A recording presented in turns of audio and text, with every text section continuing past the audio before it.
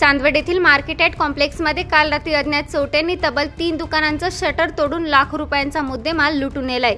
चांदवड नाशिक रोडवरील मार्केट कमिटीचे कॉम्प्लेक्स असून काल मध्यरात्री यामधील साई कॉम्प्लेक्स, कुरिअर सर्व्हिस यांच्या दुकानातील 1,58,000, तर नाशिक हायड्रॉलिक या दुकानातून 1,73,850 आणि Shri Guru Nanak agro electronic works यांच्या दुकानातून 1,40,000 असा एकूण 4,71,850 किमतीचा ऐवज लुटून नेण्यात आलाय। चोरीच्या घटनेची माहिती समजताच चांदवड पोलीस स्टेशनचे पोलीस निरीक्षक कैलास वाघ आणि त्यांच्या कर्मचाऱ्यांनी घटनास्थळी पोहोचून पाहणी केली आहे। झालेल्या घटनेबद्दल वरिष्ठांना माहिती कळताच तात्काळ नाशिक येथील श्वान पथक बोलून घटनास्थळाची पाहणी करण्यात आली आहे। सदर घटनेचा तपास चांदवड पोलीस निरीक्षक कैलास वाघ करत आहेत।